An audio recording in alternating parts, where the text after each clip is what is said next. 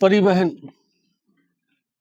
बस अब ज्योग्राफी में 2-3 टॉपिक रहे, परिवहन है, एक पर्यटन है और एक जनगणना है। 2-3 टॉपिक ज्योग्राफी के, फिर अपना ज्योग्राफी कंप्लीट हो जाएगा। नेक्स्ट हिस्ट्री या कल्चर, दोनों में से कोई एक।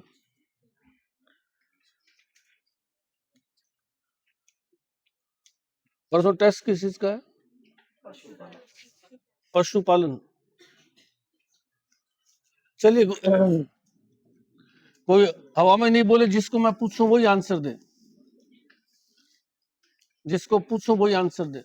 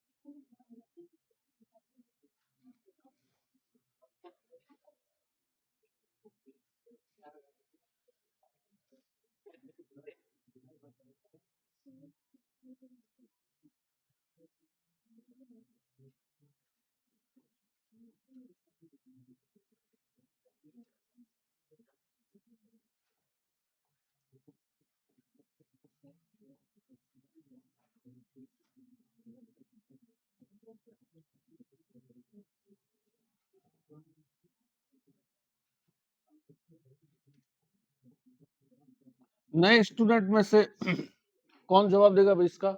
नए वाले स्टूडेंट जो है उसमें से आप दीजिए जवाब। आप पीछे,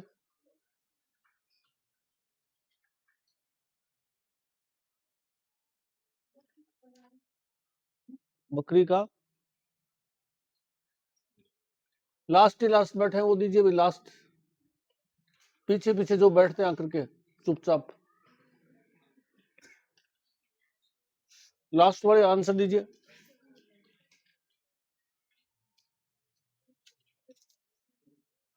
आप दीजिए आंसर इसका। बस्सी सीमन बैंक, जामदोली पशुधन विकास बोर्ड,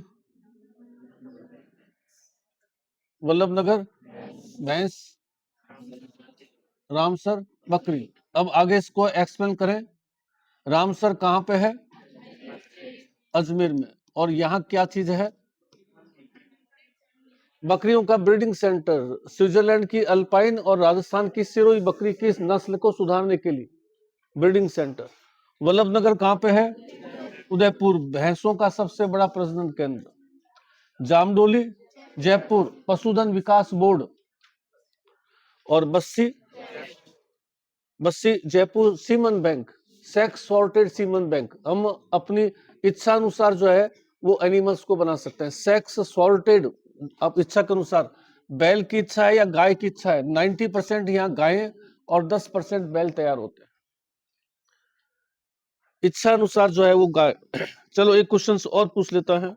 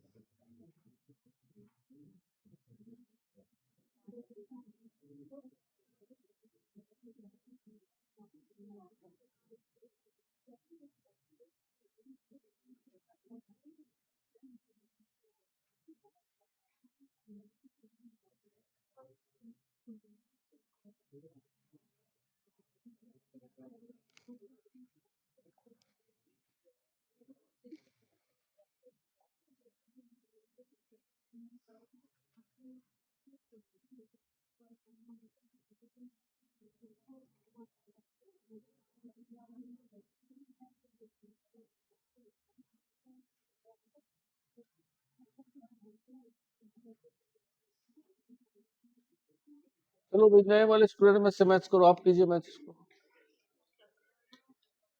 जखराना बकरी, जखराना बकरी, चनोथर भेड़,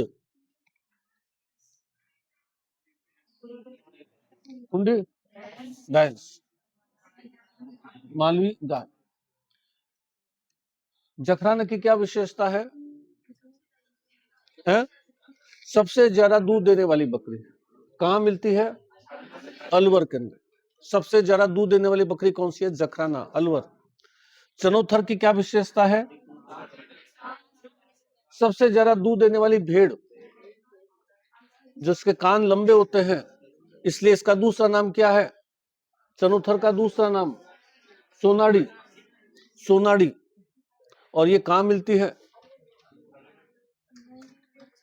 उदयपुर, उदयपुर, डूंगरपुर, दक्षिण राजस्थान, भीलवाड़ा, उदयपुर, साउथ राजस्थान पूरा। सुंडी किसकी नस्ल है? दूसरा नाम क्या है? मुर्रा। क्या विशेषता बताई थी? सर्वाधिक संख्या में मिलती है, सर्वाधिक दूध देती है। कहाँ मिलती है ये मुर्रा भैंस? अलवर, भरतपुर। उत्पत्ति स्थान कौन सा है? मोंटगोमरी। मोंटगोमरी कहाँ पे है? पाकिस्तान में। उत्पत्ति स्थान मोंटगोमरी, पाकिस्तान। खुंडी, क्या विशेषता क्या है खुंडी की? मतलब सिंह जलेबी के आकार के होते हैं, सिंह जो है वो जलेबी के आकार में होते हैं। मालवी, मालवा के पठार की गाय, एक भैंस, एक बकरी है, क्या है? गाय है। हड़ौती क्षेत्र मिलती है। डग में मालवी और गिर दोनों का प्रजनन केंद्र है।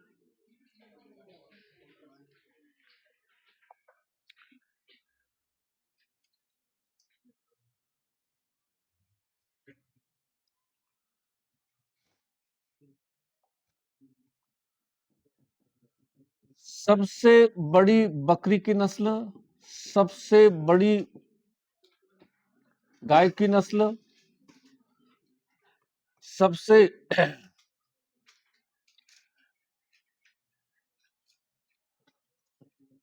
पोलो के लिए प्रयोग में आने वाली घोड़े की नस्ल, और बीएसएफ वाले प्रयोग में लेने वाले ऊंट की नस्ल। इसके नाम बताने, ऑप्शंस नहीं है। कौन बताएगा चारों के नाम? सबसे बड़ी बकरी की नस्ल, सबसे बड़ी गाय की नस्ल, सबसे पोलो खेलने के लिए घोड़ों की नस्ल, और बीएसएफ वालों के लिए ऊंट की नस्ल। कौन देगा आंसर इसका? आंसर कौन देगा? आंसर आप में से दो भी, रेड शर्ट क्या इसका वो, और आंसर दो। ऐसे हाथ बंद करके ऐसे बैठो जैसे कोई छेड़े ही नहीं। चलो तुम दो, तुम दो। सबसे बड़ी बकरी की नस्ल कौन सी है? जमुनापरी। कहाँ मिलती है? हड़ौती क्षेत्र। बकरी की सबसे बड़ी नस्ल जमुनापरी, हड़ौती क्षेत्र, दूध के लिए फेमस है। गाय की सबसे बड़ी नस्ल कांकरेज। कहाँ मिलती है? कांकरेज कच्छ के रण की है, उदयपुर के आसपास में। पोलो के लिए घोड़े की नस्ल कौन सी है? मालनी। कहाँ मिलते हैं? मालनी क्षेत्र, बाड़मेर। बीएसएफ वाले के प्रयोग नाचना कहाँ मिलेंगे? जैसलमेर, जैसलमेर। पशुधन तो बहुत इजी टॉपिक है, वो तो मेरे हिसाब से कल सबको आना चाहिए अच्छी तरह से। परसों जो टेस्ट है उसमें मैंने कई बार पहले भी पूछे इसमें से क्वेश्चन। पशुधन में ऐसी कोई बहुत ज्यादा कोई वो विशेष बात है ही नहीं। खनिज का टॉपिक का टेस्ट हो गया क्या? नेक्स्ट उसका खनिज का होगा। इसमें आज इंडिया का नक्शा निकाल सकते हो क्या? टॉपिक हमारा पास में आता है सड़क परिवहन। भारत में 60% से ज्यादा ट्रांसपोर्टेशन किस पर होता है? सड़कों पर होता है। आज भी सबसे ज्यादा यातायात चीज क्या है? सड़क है। रेल का, वायुयान का, इनका, बोट का, इनका बहुत थोड़ा थोड़ा योगदान है। 60% हमारा ट्रांसपोर्टेशन ट्रैफिक अभी भी सड़कों पर होता है। सड़कों के विकास के लिए 1995 के अंदर एक संस्था बनेगी जिसका नाम था राष्ट्रीय राजमार्ग विकास प्राधिकरण। यह राष्ट्रीय राजमार्ग विकास प्राधिकरण जो है, यह देश में सड़कों के विकास का कार्य करता है। सड़कों के विकास की जो प्रमुख संस्था है, राष्ट्रीय राजमार्ग विकास प्राधिकरण।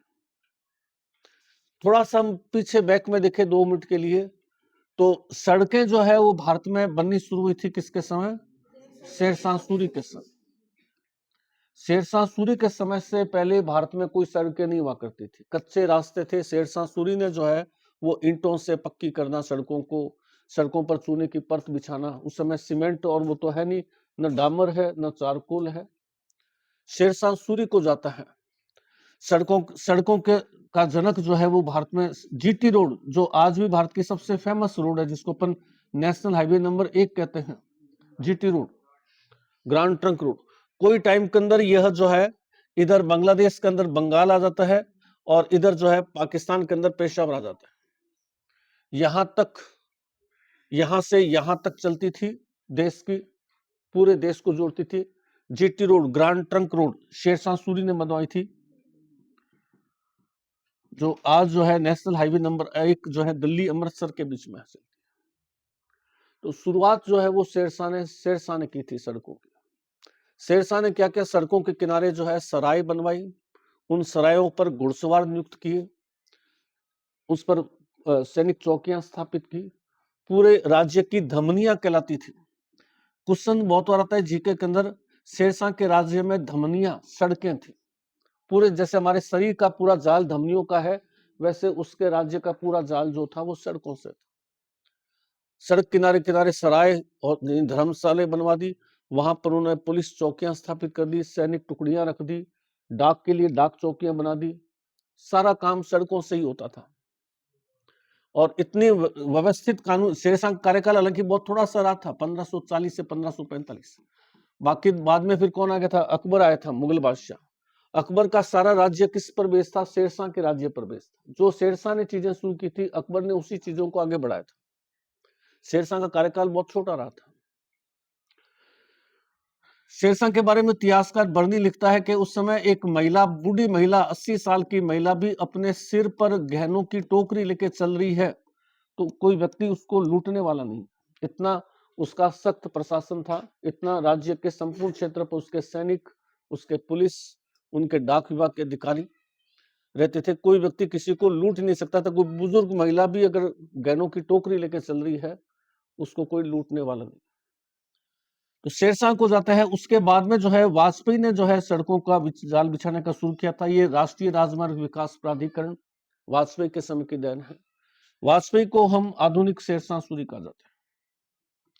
वाजपेयी के समय 4-5 एक फेमस योजनाएं शुरू हुई थी, जिसमें एक योजना आती है स्वर्णिम चतुर्भुज योजना। स्वर्णिम चतुर्भुज योजना जो है यह विश्व बैंक के सहयोग से चलाई जाती है। विश्व बैंक, आपने सुना होगा, 2 संस्था हैं, एक IMF होती है और एक वर्ल्ड बैंक होता है। दोनों के मुख्यालय कहाँ है? वॉशिंगटन के अंदर, अमेरिका के अंदर। दोनों के हेड ऑफिस अमेरिका में है। चाहे वर्ल्ड बैंक हो, चाहे IMF हो, इंटरनेशनल मॉनेटरी फंड हो, दोनों ही संस्थाएं जो है वो फाइनेंस करती है, लेकिन दोनों के फाइनेंस में बड़ा अंतर है। वर्ल्ड बैंक किसी देश को फाइनेंस करती है उनके इंफ्रास्ट्रक्चर में विकास के लिए। इंफ्रास्ट्रक्चर मतलब सड़कें बनानी है, बिजली की सुविधाएं विकसित करनी है, नहरें बनवानी है, बांध बनाने हैं, मूलभूत ढांचा जो है विकास के। और IMF देता है उस कंट्री को व्यापार में भुगतान संतुलन कम दूर करने के लिए। अब व्यापार में संकट आ गया, जैसे अभी देखा होगा आपने, IMF ने पाकिस्तान को काफी समय तक लोन रोक दिया था, फिर अमेरिका ने इंटरफेयर किया, फिर IMF ने थोड़ा लोन दिया। आपके पास में जो अंतरराष्ट्रीय कर्ज है, उस कर्ज को चुकाने के लिए पैसे नहीं है, भुगतान असंतुलन आ रहा है, या व्यापार के लिए पैसा चाहिए। अब देश के अंदर जो है, मान लीजिए अन्न की कमी है, अन्न बाहर से आयात करना है, पैसा नहीं है। उस व्यापार संतुलन, भुगतान संतुलन के लिए, आयात निर्यात के लिए IMF लोन देता है। ये आपको इंफ्रास्ट्रक्चर में विकास के लिए, इनकी लोन की रेट काफी लो इंटरेस्ट की होती है। 20 साल 30 साल के लिए आप धीरे धीरे किस्तों में चुका दीजिए, सड़कें बिछाइए, बिजली करिए, बांध बनाइए, और ये आपको थोड़ा हाई इंटरेस्ट रेट पर देता है, क्योंकि ये व्यापार के लिए दे रहा है। दोनों ही संस्थाएं हैं। तो अपने यहाँ जो सड़कों की संस्थाएं वो सारी किसके सहयोग से है? विश्व बैंक। और विश्व बैंक के साथ साथ कुछ संस्थाओं में ADB भी सहयोग कर रही है। एशियन डेवलपमेंट, कहाँ पे इसका मुख्यालय? मनीला के अंदर, ये वॉशिंगटन के अंदर, ये मनीला। तो राजस्थान में सड़कों के विकास के लिए या तो वर्ल्ड बैंक हेल्प कर रहा है पूरे इंडिया के अंदर ही, और कई जगह जगह जो है ADB, जैसे अपने ये जो है ना ये जो ड्रेनेज सिस्टम जो हो रहा है, जगह जगह रोड खुदी हुई ड्रेनेज सिस्टम जो कर रहा है वो ADB के सहयोग से चल रहा है। तो हमारे यहाँ सड़कों का विकास जो है वो वर्ल्ड बैंक और ADB के सहयोग से चल रहा है। अब योजनाएं देखें जो शुरू हुई थी।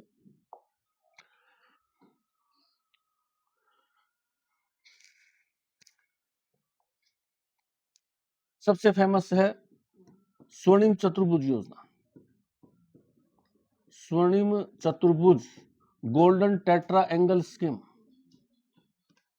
स्वर्णिम चतुर्भुज योजना, golden tetra angle scheme. Golden tetra angle scheme क्या है कि देखिए, ये अपना जो है आंध्र प्रदेश, तमिलनाडु, चेन्नई, ये महाराष्ट्र बॉम्बे, ये दिल्ली, और ये कोलकाता। 4 महानगर है, दिल्ली, कोलकाता, बॉम्बे, चेन्नई। इन 4 महानगरों को आपस में सड़क मार्ग से जोड़ना है। 4 महानगरों को आपस में सड़क मार्ग से जोड़ना है।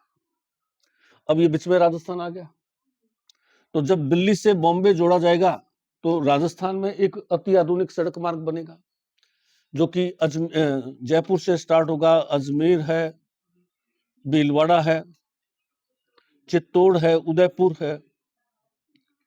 चित्तौड़ के बाद में प्रतापगढ़ गया, वो भी अपन देख लेंगे। ये राजस्थान के अंदर जो है यूं चल रहा है, अति आधुनिक सड़क मार्ग बनेगा।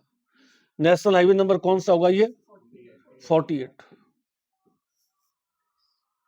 तो स्वर्णिम चतुर्भुज योजना राजस्थान के विकास के लिए बहुत महत्वपूर्ण है, जो कि देश के 4 महानगरों को जोड़ने के लिए है। लेकिन जब महानगरों को जोड़ेंगे तो उस दौरान राजस्थान के अंदर, दिल्ली से बॉम्बे कोई हवाई जहाज में तो आएंगे नहीं, सड़क तो रोड पे ही बनेगी, और रोड में सड़क कहाँ बनेगी? राजस्थान में बनेगी। तो राजस्थान को जो है एक अति आधुनिक सड़क मार्ग मिल जाएगा नेशनल हाईवे नंबर 48 पर। स्वर्णिम चतुर्भुज योजना वर्ल्ड बैंक की सहायता से चलाई जा रही है।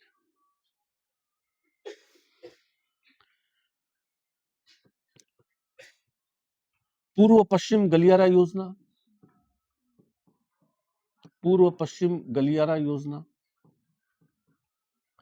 पूर्व में ये गुजरात है, गुजरात में यहाँ क्या है? पोरबंदर है, गुजरात में पोरबंदर।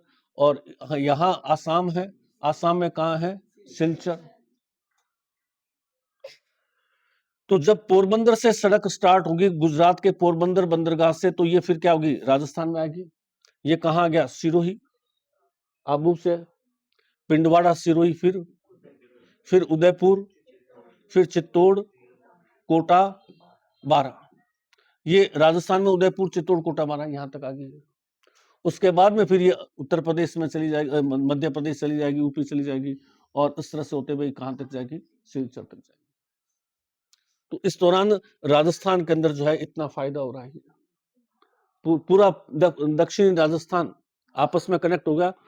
सिरोही से आप सीधा जो है 12 तक एक स्पष्ट हाईवे पर जा सकते हैं, मेगा हाईवे पर आप सीधे ही जो है सिरोही से 12 तक आ सकते हैं। बाकी फिर वो देश के अन्य राज्यों में चल रहा है। और ये कितने नंबर नेशनल हाईवे पर है? 27 नंबर, 27 नंबर नेशनल हाईवे पर। तो पूरे दक्षिणी राजस्थान को आपस में जोड़ने के लिए कौन सा योजना है? पूर्व पश्चिम गलियारा योजना, जो कि नेशनल हाईवे नंबर 27 पर योजना है। तीसरा तो आता है उत्तर दक्षिण, उत्तर दक्षिण कॉरिडोर योजना। ये जम्मू कश्मीर है, श्रीनगर, और ये दक्षिण में है कन्याकुमारी। श्रीनगर से जब कन्याकुमारी जा रहा है तो देखिए राजस्थान के अंदर बहुत थोड़ा सा गुजरेगा। ये कितने कौन से जिले में, ये कौन सा जिला है? धौलपुर। और धौलपुर जिले से होते हुए यहां आ जाएगा। उत्तर दक्षिण गलियारा योजना श्रीनगर से स्टार्ट होगा, कश्मीर के, और कन्याकुमारी तमिलनाडु, तमिलनाडु के कन्याकुमारी तक चलेगा। इस दौरान जो है राजस्थान के केवल धौलपुर जिले में 27 किलोमीटर लंबा सड़क मार्ग बनेगा। और ये हाईवे कौन सा होगा? 44। तो ये तीन तो फेमस योजना है, स्वर्णिम चतुर्भुज योजना, पूर्व पश्चिम गलियारा योजना, उत्तर दक्षिण गलियारा योजना।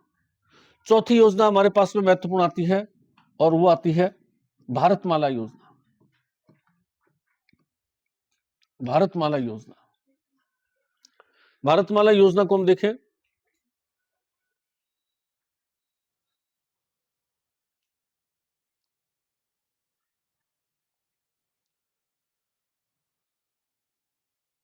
सीमावर्ती जिले और तटीय जिले, सीमावर्ती जिले और तटीय जिले को लेकर के और ये माला पहनाई जा रही है, भारतमाला योजना। कुल कितने जिलों में चली जा रही है? 17 राज्यों के अंदर, 17 राज्य और आगे इसमें 7 यूनियन टेरिटरीज, 7 तटीय प्रदेश, 17 राज्य और 7 तटीय प्रदेश का मतलब ये भी आ जाएगा 17 7 24, ये पूरी माला हो जाएगी। 7 तटीय प्रदेश, तटीय प्रदेश मतलब गुजरात, महाराष्ट्र, गोवा, केरला, तमिलनाडु है, आंध्र प्रदेश है, उड़ीसा है, बंगाल से नहीं आएगा इसके अंदर, ये यहां से, क्योंकि 7 ही है ना, 9 तटीय राज्य है, उसमें से 2 राज्यों को बाहर किया हुआ। तो भारतमाला योजना जो है ये हमारे तटीय क्षेत्रों को आपस में जोड़ना, सीमावर्ती क्षेत्रों को आपस में जोड़ना और सीमावर्ती क्षेत्रों में व्यापार को बढ़ावा, भारतमाला योजना। इसका भी निर्माण जो है राष्ट्रीय राजमार्ग विकास प्राधिकरण द्वारा कर रहा है।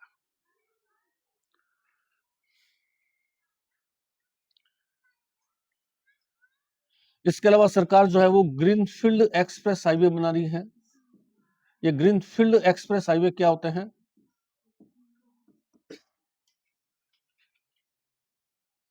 ग्रीनफील्ड एक्सप्रेस हाईवे जामनगर, ये जो है ना अमृतसर जामनगर एक्सप्रेस हाईवे जो राजस्थान से गुजर रहा है, ये पंजाब आ गया। अमृतसर जामनगर एक्सप्रेस हाईवे ये गुजरात है, ये राजस्थान से आ रहा है, बीकानेर में आ रहा है, ये जामनगर गुजरात के अंदर है। ग्रीनफील्ड एक्सप्रेस हाईवे, ग्रीनफील्ड एक तो जैसे अपन ने कहा कि पहले से सड़क बनी हुई है, उस सड़क को चौड़ी कर दिया, उसकी मरम्मत कर दी, उस सड़क को आधुनिक बना दी। लेकिन सड़कें ज्यादातर क्या है, सिटी के अंदर से भी गुजर रही है। ग्रीनफील्ड एक्सप्रेस हाईवे का मतलब होगा कि यह हाईवे, ग्रीनफील्ड एक्सप्रेस जो हाईवे बनेगा वो बिल्कुल नई सड़क पर बनेगा, बिल्कुल नई सड़क, पुरानी सड़कें कोई टच नहीं की जाएगी। दूसरा, यह सिटी से दूर खेतों में, हरित बेल्टों में बनेगा, ताकि यातायात की स्पीड बढ़ सके, क्योंकि सिटी से गुजरेगा तो स्पीड कम हो जाएगी। अपने जैसे गुजर रहा है इधर से ये हाईवे, तो स्पीड कम हो जाएगी। तो ग्रीनफील्ड एक्सप्रेस हाईवे वे एक्सप्रेस हाईवे होंगे जो सिटी के अंदर से नहीं गुजरेंगे, सिटी से बाहर रहेंगे। नया हाईवे बनेगा, किसी पुराने हाईवे पर नहीं होंगे। और जो है वो ग्रीनरी को, मतलब खेतों खलिहानों, इसमें सरकार को क्या मुआवजा भी कम देना पड़ेगा, क्योंकि भूमि कम, वो उस तरह से खेतों की बंजर भूमि ली है। तो ग्रीनफील्ड एक्सप्रेस हाईवे जो है, इसमें पहला एक्सप्रेस हाईवे जो है वो जामनगर अमृतसर एक्सप्रेस हाईवे जो राजस्थान से गुजर रहा है। वैसे तो ग्रीनफील्ड हाईवे देश में 23-24 के आसपास बन रहे हैं, अभी जो राजस्थान में एक बना है अमृतसर जामनगर एक्सप्रेस हाईवे। ये कुछ 5-6 फेमस, 2-4 एक फेमस योजनाएं और है। इसके अलावा हम देखें तो राजस्थान सरकार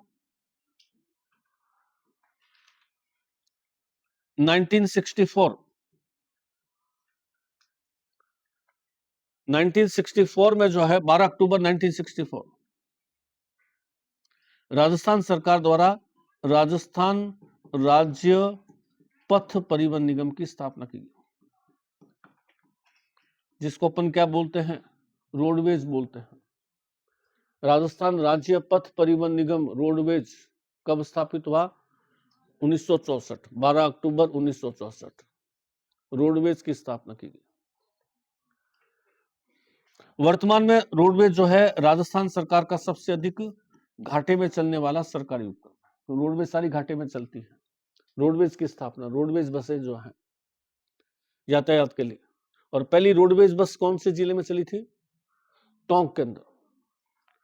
उसके बाद में 1994 राजस्थान सरकार ने अपनी पहली परिवहन नीति घोषित की, फर्स्ट परिवहन नीति 1994। इसमें सरकार ने कहा कि सड़कें जो है वो हमारे कंट्रोल में नहीं है, पूरी तरह से हम सड़कें नहीं बना सकते, तो हमें सड़कें बनाने के लिए प्राइवेट सेक्टर का भी सहयोग लेना पड़ेगा, और इसके लिए हम जो नीति अपनाएंगे BOT, build to operate and transfer. Private sector को हम अपने साथ लेंगे, उसको कहेंगे तुम बिल्ड करो, सड़क बनाओ, बनाने के बाद में 2 साल 5 साल 10 साल जो भी सरकार से कॉन्ट्रैक्ट होता है उसको ऑपरेट करो, उस दौरान उस पर टैक्स लो, कार जा रही है 50 रुपए, बस जा रही है 100 रुपए टैक्स लो, और उसके बाद में ट्रांसफर करो। तो उस दौरान अगर सड़क टूटी फूटी है तो सरकार ने फिर इसके अंदर एक थोड़ा सा और डाल दिया BOMT, build to operate maintain and transfer. सड़क को मेंटेन रखे, मेल मेंटेन सड़क ट्रांसफर। नहीं तो क्या है, प्राइवेट वाले को क्या सड़क बना दी एक बार, अब वो पैसा ले रहा है, कहीं गड्ढे हो गए तो उसको तो देना है, उसको तो अगले साल देनी है सरकार को, तो वो गड्ढा क्यों भरेगा? तो उसको कहा कि तुम जब वापस ट्रांसफर करोगे सड़क को तो पूरी अच्छी तरह से भर करके, बिना किसी गड्ढे के, बिना किसी टूट फूट के मेंटेन सड़क ट्रांसफर करो। अभी सरकार ने जो है अपनी एक नई नीति और घोषित की है 2017 में, सड़क नीति, और उसके अलावा जो है इलेक्ट्रिक व्हीकल नीति घोषित की है। आजकल सारे के सारे क्या आगे इलेक्ट्रिक व्हीकल्स आने लगे। सरकार ने सड़कों के विकास के लिए जो है एक संस्था भी बनाई जिसका नाम क्या है, RIDCOR.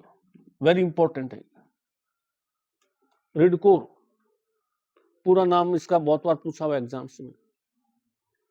RIDCOR, road infrastructure development corporation of Rajasthan. Road infrastructure development corporation of Rajasthan, RIDCOR, कब स्थापित हुआ था? 2004 में। एक प्राइवेट संस्था है जिसका नाम है industrial leasing and finance company. Industrial leasing and finance company जो कई सारी कंपनियों का एक समूह है जो इंडस्ट्रीज को जो है लीज पर यानी लोन देता है। Industrial leasing and finance company और राजस्थान सरकार ने मिलकर इसकी स्थापना की है। दोनों 50-50% पैसा लगाते हैं और राजस्थान में सड़कों के विकास के लिए कार्य करते हैं। सड़कों के विकास में राजस्थान सरकार की जो सबसे महत्वपूर्ण संस्था है रिडकोर संस्था, सबसे महत्वपूर्ण संस्था है राजस्थान सरकार की रिडकोर। 50वां बार एग्जाम में पूछा हुआ है।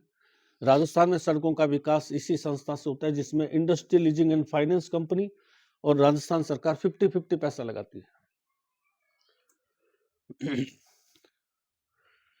एक वेरी इंपॉर्टेंट संस्था है प्रधानमंत्री ग्राम सड़क योजना। प्रधानमंत्री ग्राम सड़क योजना 25 दिसंबर 2000 को वाजपेयी ने शुरू की थी। प्रधानमंत्री ग्राम सड़क योजना, क्या उद्देश्य है इसका?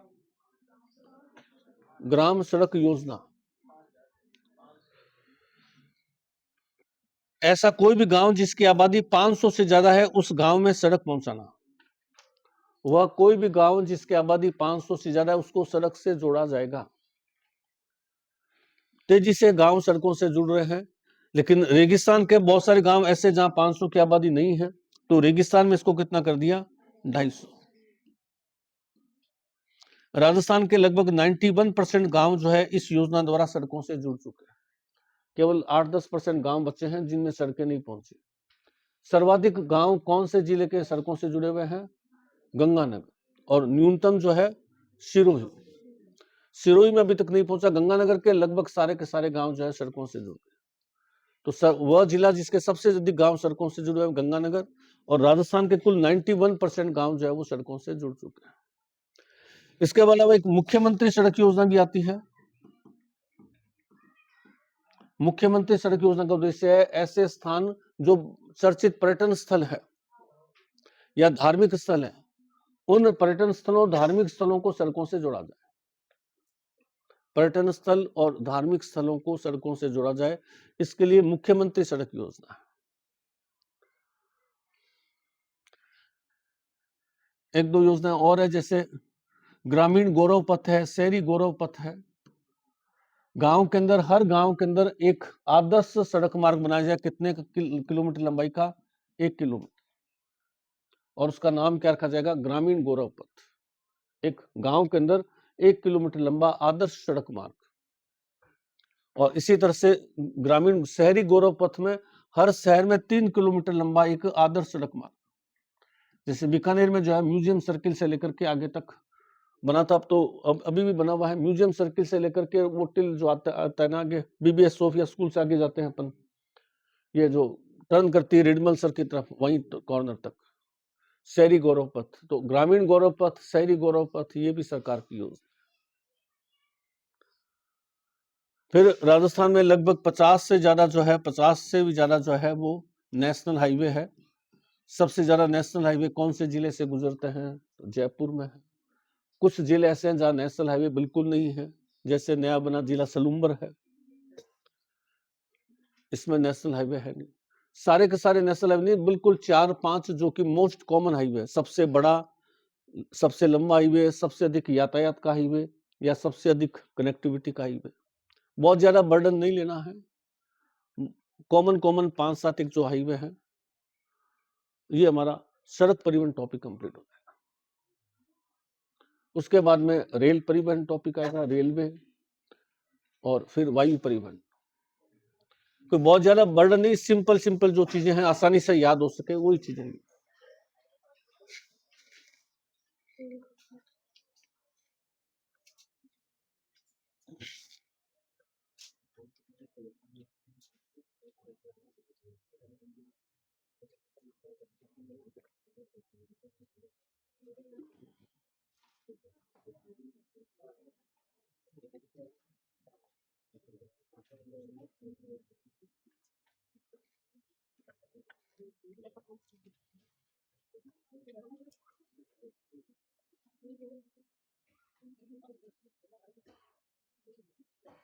मुख्य बिंदु लिख लीजिए, 5-7 लाइनों में मुख्य बिंदु। वन और वन्य जीवन से जुड़े हुए मुख्य बिंदु।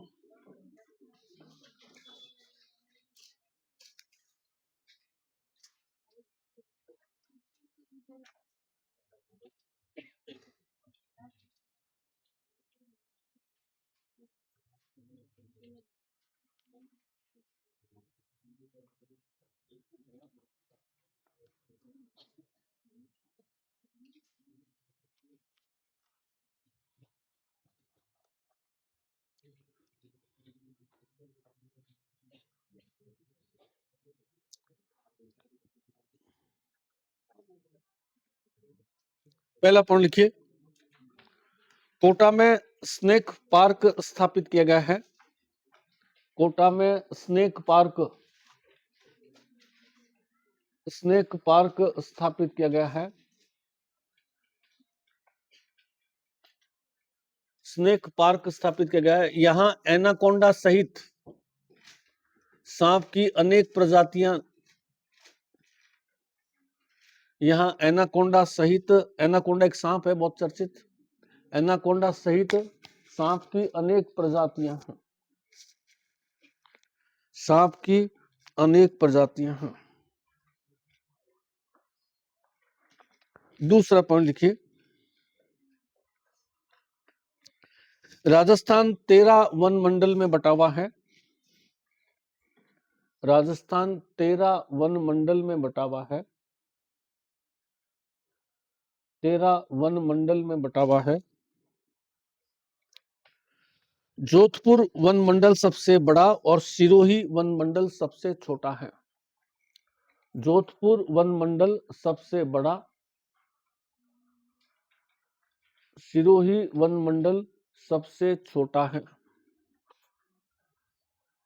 जोधपुर वन मंडल सबसे बड़ा, सिरोही वन मंडल सबसे छोटा है। अगला पॉइंट, वन समवर्ती सूची में शामिल है। वन समवर्ती सूची केंद्र राज्य दोनों के लिए वन समवर्ती सूची में शामिल है। समवर्ती सूची में शामिल है।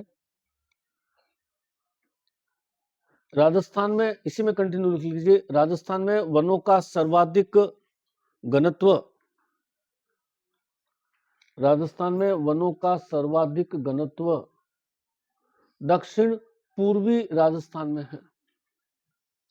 वनों का सर्वाधिक घनत्व दक्षिण पूर्वी राजस्थान में है।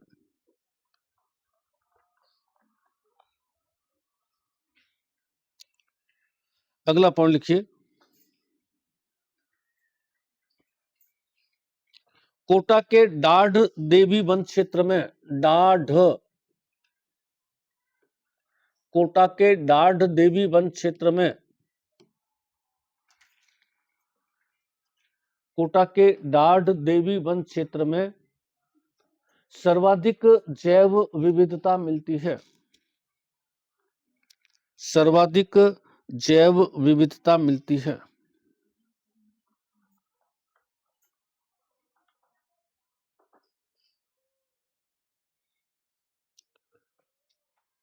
अगला पॉइंट, राज्य पक्षी गोडावन, राज्य पक्षी godown the great Indian bustard, the great Indian bustard कहलाता है। राज्य पक्षी godown the great Indian bustard कहलाता है। इसे सोहन चिड़ी भी कहते हैं। सोहन चिड़ी भी कहते हैं। सोहन चिड़ी, चिड़ी, सोहन चिड़ी भी कहते हैं। कौन सी देवी का प्रतीक है ये? बताओ भी पुराने वाले स्टूडेंट, कौन सी देवी का प्रतीक है सोहन चिड़ी? स्वांगिया माता। कहां की है? जैसलमेर। जैसलमेर के स्वांगिया माता का प्रतीक है। जैसलमेर की स्वांगिया माता का प्रतीक है। वैज्ञानिक नाम क्या है इसका? क्योंकि राज्य पक्षी है। वैज्ञानिक नाम लिखवा रखा है क्या? मैंने लिखवा दिया था ना? है? दोबारा लिख लीजिए, कैरियोटिस नाइग्रिसेप। कैरियोटिस नाइग्रिसेप। और कब राज्य पक्षी घोषित हुआ था? ये राज्य पक्षी कब घोषित हुआ था? 22 मई 1981 है। 21 मई लिखा मेरे पास तो। चलो 21 मई 1981 राज्य पक्षी घोषित हुआ। राज्य पक्षी घोषित हुआ। कितना लिखा हुआ है? 21 मई 1981 राज्य पक्षी घोषित हुआ। आगे लिखिए, देशनोक में करणी माता की औरण भूमि राज्य की सबसे बड़ी औरण भूमि है। देशनोक करणी माता औरण भूमि, देशनोक करणी माता औरण भूमि राज्य की सबसे बड़ी औरण भूमि है। करणी माता औरण भूमि राज्य की सबसे बड़ी औरण भूमि है।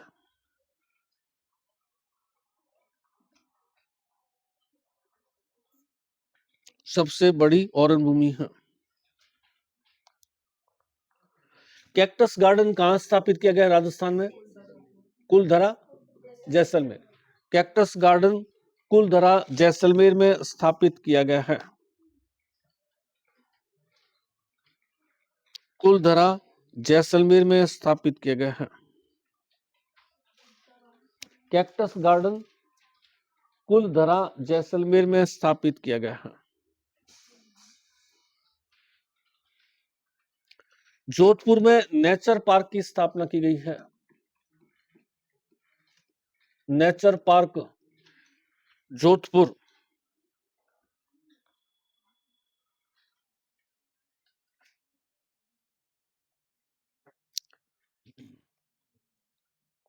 सांगरी, सांगरी किसे मिलती है? क्या विशेषता रही सांगरी के भी? GI tag. सांगरी को जीआई टैग मिला है, 22वां जीआई टैग है। सांगरी को जीआई टैग दिया गया है, राज्य का 22वां उत्पाद जीआई टैग मिला, जीआई टैग मिला है।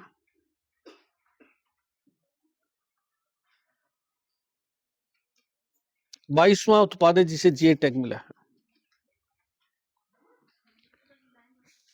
सांगरी को जीआई टैग मिला है, संख्या में 22वां है, 22वां जीआई टैग है राजस्थान के अंदर। पहले 21 चीजों को जीआई टैग मिल चुका है, 22वां चीज है ये जिसको जीआई टैग मिला है, 22वीं चीज है जिसको जीआई टैग मिला है। अगला,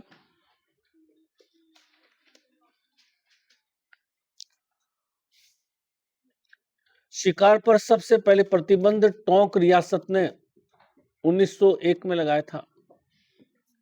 शिकार पर सबसे पहले प्रतिबंध टोंक रियासत ने 1901 में लगाया था। शिकार पर सबसे पहले प्रतिबंध टोंक रियासत 1901 में लगाया था। अब आ जाइए परिवहन, नेक्स्ट टॉपिक। एक पन्ना छोड़ दीजिए, अगला टॉपिक स्टार्ट कर दीजिए। एक पन्ना छोड़ करके अगला टॉपिक स्टार्ट कीजिए।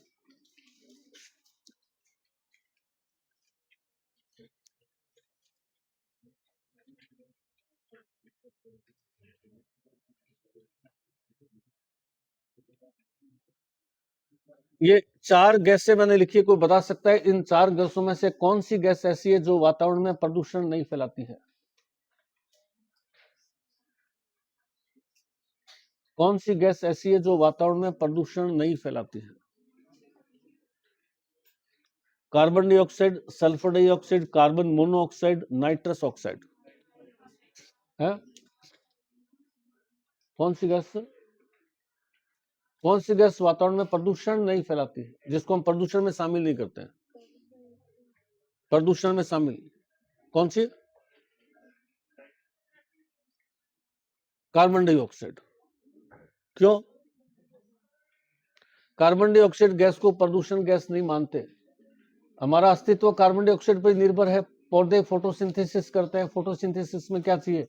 कार्बन डाइऑक्साइड गैस चाहिए, हरित लवक चाहिए, सूर्य का प्रकाश चाहिए, तो कार्बन डाइऑक्साइड पानी चाहिए।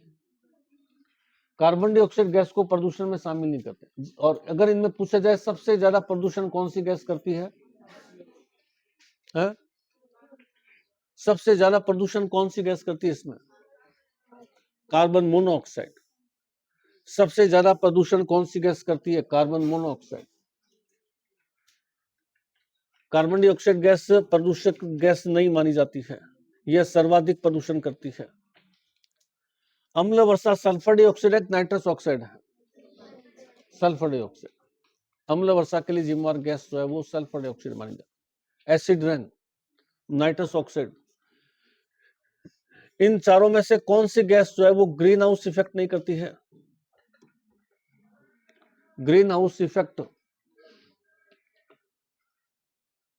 सर्वाधिक ग्रीन हाउस इफेक्ट इन चारों में से कौन सी करती है?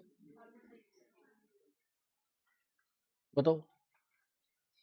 सर्वाधिक ग्रीन हाउस इफेक्ट में कौन कौन सी 4 गैसें आती है?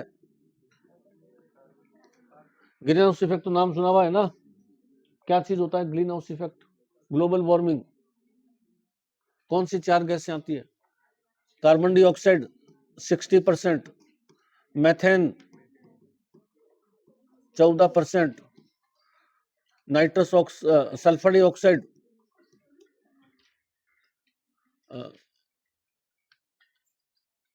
ये 20, ये 14 और नाइट्रस ऑक्साइड 6, ये रेशियो है। तो सर्वाधिक ग्रीन हाउस इफेक्ट कौन सी गैस करती है? Carbon dioxide. उसके बाद में मेथेन गैस। कार्बन डाइऑक्साइड के बाद में नंबर सेकंड जो है वो मेथेन गैस करती है। ये पॉइंट्स याद रखिए, एनवायरमेंट्स में बहुत कॉमन क्वेश्चन है ये। ध्वनि प्रदूषण के अंदर बात करें तो हमारे कान के लिए सबसे बेस्ट ध्वनि कितने डेसिबल की मानी जाती है? हमारे कान के लिए, मैं बोल रहा हूं सबको आसानी से सुनाई दे रहा है, एक मैं बहुत ज्यादा जोर से बोलने लग जाऊं लाउड स्पीकर लगा करके तो ध्वनि प्रदूषण हो जाएगा, और मैं एकदम अपने मन ही मन बोलने लग जाऊं तो सुनाई नहीं देगा। कान के लिए कितने डेसिबल की ध्वनि सबसे बेस्ट है? इस ध्वनि के अंदर बोला जा रहा है, सबको आसानी से सुनाई दे रहा है।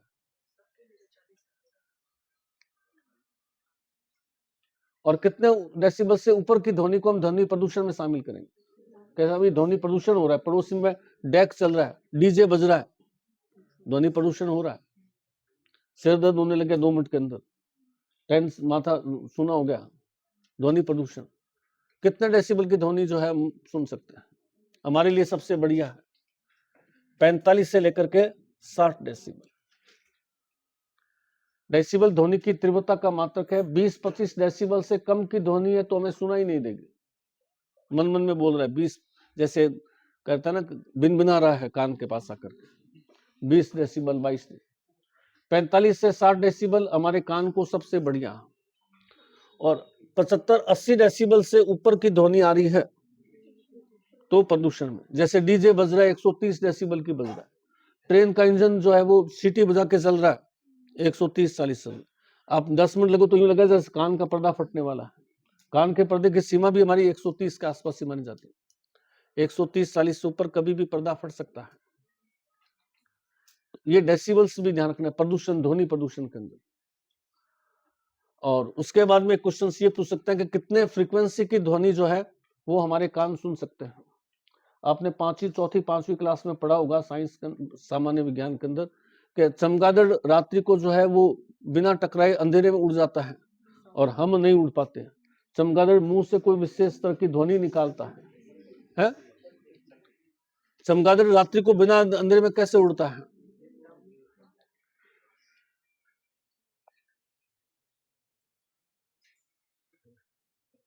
बीस से 20,000 कंपन प्रति सेकंड। 20 से 20,000 कंपन प्रति सेकंड की ध्वनि को ही हम सुन सकते हैं। 20 कंपन से कम कंपन की ध्वनि है तो हमें नहीं सुनाई देगी। 20,000 कंपन से अधिक कंपन की ध्वनि है तो हमें नहीं सुनाई देगी। 20,000 कंपन से अधिक की ध्वनि को हम क्या कहते हैं? अल्ट्रासोनिक ध्वनि। तो हम क्या कहते हैं? चमगादड़ रात्रि में अल्ट्रासोनिक तरंगें अपने मुंह से उत्पन्न करके निकालता है, तो 20,000 से अधिक कंपन की है तो हमें तो सुनाई नहीं देगी वो, लेकिन उसको सुनाई दे रही है और वो टकरा कंपन करता हुआ, ध्वनि निकालता हुआ चल रहा है। सामने दीवार आ गई तो क्या होगा? वापिस आएगी, वापिस आती वो अपना क्या करेगा? रास्ता टर्न कर लेगा। तो क्वेश्चन ये भी बहुत आता है कि हमारे कान कितने कंपन से कितने कंपन की ध्वनि सुन सकते हैं? तो हमारे कान के लिए मिनिमम 20 कंपन और मैक्सिमम 20,000 कंपन। 20,000 कंपन से अधिक कंपन की ध्वनि है तो उसको हम अल्ट्रासोनिक साउंड कहते हैं। ये अल्ट्रासोनिक साउंड को हम नहीं सुन सकते, लेकिन चमगादड़ सुन सकता है और वो इस ध्वनि को निकालते हुए रात्रि को बिना टकराए हुए उड़ सकता है। अल्ट्रासोनिक तरंग, जैसे अपन कहते हैं ना अल्ट्रासाउंड, सोनोग्राफी, तो उसमें कौन सी तरंगे होती है? अल्ट्रासोनिक तरंगे होती है। और सुपरसोनिक तरंगे किसको कहते हैं? जो ध्वनि से भी तेज गति से चले। ध्वनि की गति कितना है? 330 मीटर प्रति सेकंड। मैं जो बोल रहा हूं वो आपके पास आ रही है, आवाज किस गति से आ रही है? 330 मीटर प्रति सेकंड। और अगर इससे तेज गति है तो उसको अपन क्या कहेंगे? सुपरसोनिक, जो ध्वनि से तेज। और ध्वनि से अगर डबल तेज है, हाइपरसोनिक। जैसे अपन आपने देखा होगा ना ये मिसाइलें वगैरह, जैसे अपने इंडिया के अंदर ब्रह्मोस पहली सुपरसोनिक मिसाइल है, अब आगे हाइपरसोनिक मिसाइल बना जो ध्वनि से दुगनी गति से, तिगनी गति से, चौगुनी गति से, उस तरह से वर्ड चलते। तो ये सब कॉमन वर्ड है जो पॉल्यूशन में काम आते हैं। वन और पर्यावरण के साथ साथ में पॉल्यूशन में है, तो ये आपके साइंस में सामान्य चीजें ध्यान रखिए। आगे लिखिए, परिवहन, सड़क परिवहन, सड़क परिवहन आज भी भारत में 60% परिवहन सड़कों पर होता है। आज भी भारत में 60% परिवहन सड़कों पर होता है। 60%, 60% परिवहन सड़कों पर होता है।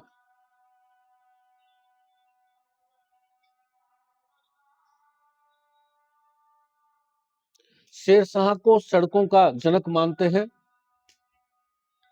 शेरशाह सूरी को सड़कों का जनक मानते हैं।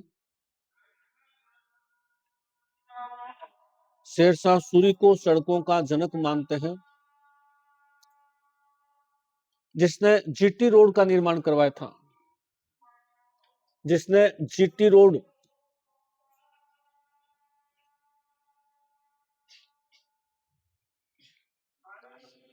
रोड का निर्माण करवाया था, जीटी रोड का निर्माण करवाया था, जो बंगाल से पेशावर तक थी। बंगाल से शुरू होती थी, पेशावर पाकिस्तान, बंगाल से पेशावर तक थी, बंगाल से पेशावर तक थी। अटल बिहारी वाजपेयी आधुनिक शेरशाह कहलाता है। अटल बिहारी वाजपेयी, अटल बिहारी वाजपेयी आधुनिक शेरशाह कहलाता है। आधुनिक शेरशाह कहलाता है।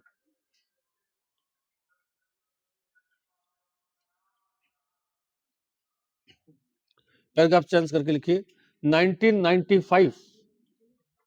1995 राष्ट्रीय राजमार्ग विकास प्राधिकरण का गठन किया गया। राष्ट्रीय राजमार्ग विकास प्राधिकरण, राष्ट्रीय राजमार्ग विकास प्राधिकरण का गठन किया गया। विकास प्राधिकरण का गठन किया गया। उद्देश्य सड़कों का विस्तार करना था। सड़कों का विस्तार, सड़कों का विस्तार था। सड़कों का विस्तार। प्रमुख योजनाएं, सड़कों के विकास की प्रमुख योजनाएं।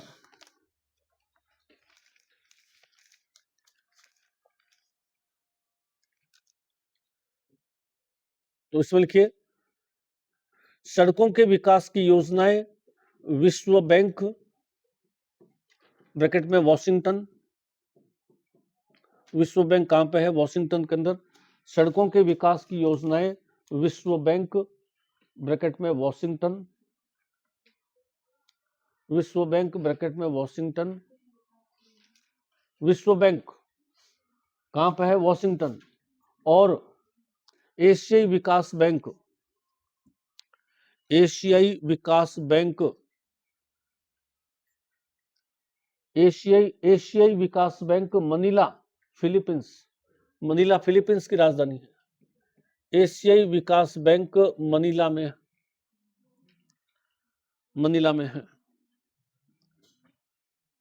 सड़कों के विकास की योजनाएं विश्व बैंक और एशियाई विकास बैंक के सहयोग से चलाई गई है। एशियाई बैंक और विश्व बैंक बैंक के सहयोग से चलाई गई है। एशियाई विकास बैंक और विश्व बैंक के सहयोग से चलाई गई। एशियाई विकास बैंक कहाँ है? वॉशिंगटन के अंदर। सॉरी, विश्व बैंक कहाँ है? वॉशिंगटन। एशियाई विकास बैंक मनीला। पहली योजना लिखिए। पहली योजना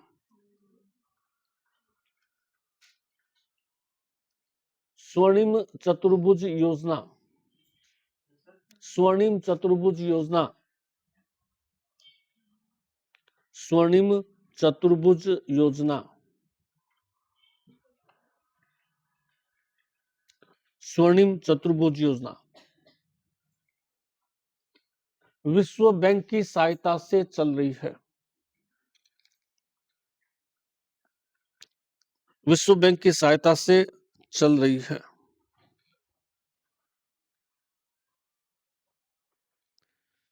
चार महानगरों को आपस में सड़क से जोड़ना है। चार महानगर दिल्ली, बॉम्बे, कोलकाता, चेन्नई। चार महानगर दिल्ली, बॉम्बे, कोलकाता, चेन्नई। दिल्ली, बॉम्बे, कोलकाता, चेन्नई को आपस में सड़क से जोड़ना है। दिल्ली, बॉम्बे, कोलकाता, चेन्नई आपस में सड़क से जोड़ना है।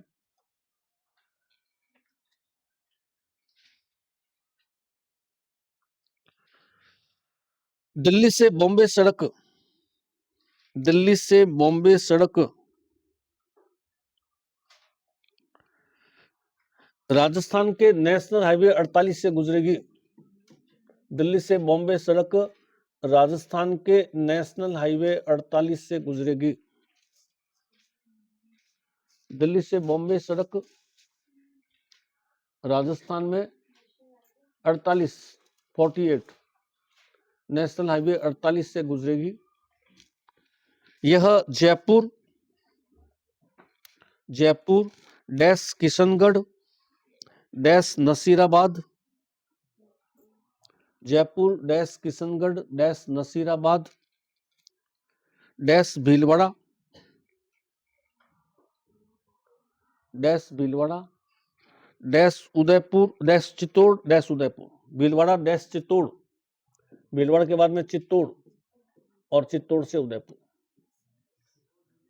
चित्तौड़ से उदयपुर, उदयपुर होते हुए गुजरात चली जाएगी। दूसरा लिखिए, पूर्व पश्चिम गलियारा योजना, पूर्व पश्चिम गलियारा योजना, पूर्व पश्चिम गलियारा योजना, पूर्व पश्चिम गलियारा योजना। यह पोरबंदर, पोरबंदर ब्रैकेट में गुजरात, पोरबंदर गुजरात से शुरू होकर, पोरबंदर गुजरात से शुरू होकर सिलचर आसाम तक सड़क बनेगी। सिलचर, सिलचर आसाम तक सड़क बनेगी। पोरबंदर गुजरात से शुरू होकर सिलचर आसाम तक सड़क बनेगी। सिलचर आसाम तक सड़क बनेगी। यह राजस्थान में NH 27 पर, यह राजस्थान में NH 27 पर Abu road, Abu road dash Pindwara, Abu road dash Pindwara, Pindwara dash dash Udaipur, Udaipur dash Chittor dash Kota dash 12 से गुजरेगी, कोटा डैश 12 से गुजरेगी, कोटा 12 से गुजरेगी। तीसरा, उत्तर दक्षिण गलियारा योजना, उत्तर दक्षिण गलियारा योजना, उत्तर दक्षिण गलियारा योजना। श्रीनगर से शुरू होकर कन्याकुमारी तक सड़क बनाई जाएगी।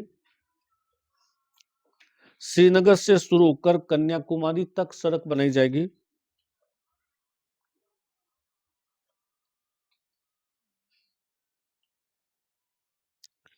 राजस्थान में NH 44 पर धौलपुर से गुजरेगी।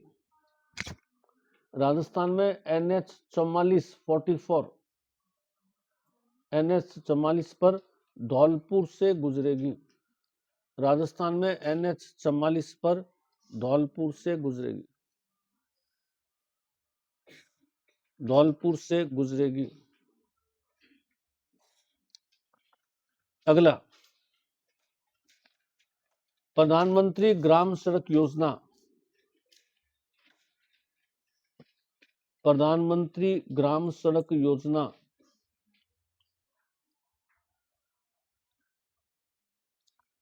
प्रधानमंत्री ग्राम सड़क योजना 25 दिसंबर 2000 को शुरू की गई। 25 दिसंबर 2000 को शुरू की गई। .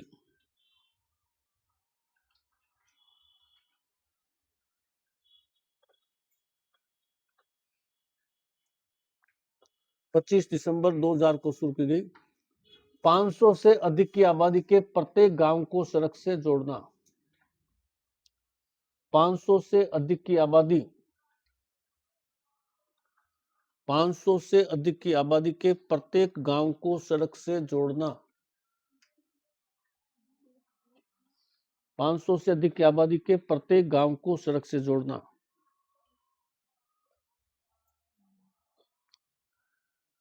राजस्थान में यह या रेगिस्तान में, राजस्थानी रेगिस्तान में यह 250 की आबादी रखा गया है। रेगिस्तान में यह 250 की आबादी रखा गया है। रेगिस्तान में यह 250 की आबादी रखा गया है।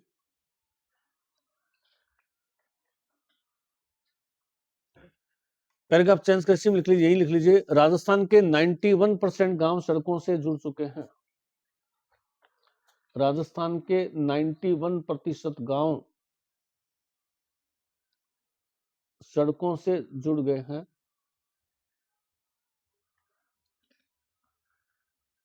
सर्वाधिक गंगानगर, न्यूनतम सिरोही। सर्वाधिक गंगानगर, न्यूनतम सिरोही।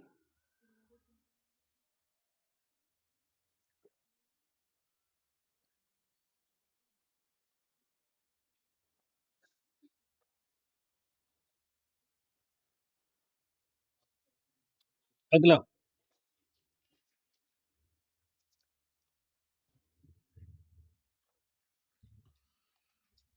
भारतमाला परियोजना, बस लास्ट ले लेते हैं। भारतमाला परियोजना, भारतमाला परियोजना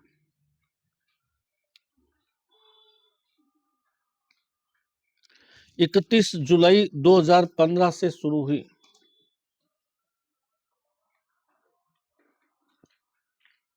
31 जुलाई 2015 से शुरू हुई। यह भारत के 17 राज्य और 7 तटीय प्रदेश, 17 राज्य और 7 तटीय प्रदेश, 17 7 हो गए 24, 28 में से 24 राज्यों में, 17 राज्य और 7 तटीय प्रदेशों को आपस में सड़क मार्ग से जोड़कर, आपस में सड़क मार्ग से जोड़कर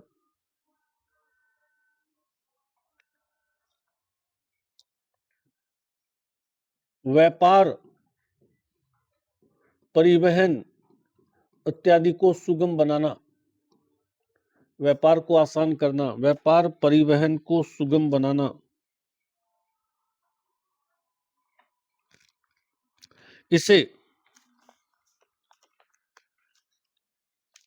राजमार्ग विकास प्राधिकरण से जोड़ा गया है। इसे राजमार्ग विकास प्राधिकरण, राजमार्ग विकास प्राधिकरण से जोड़ा गया। कल इसमें आगे और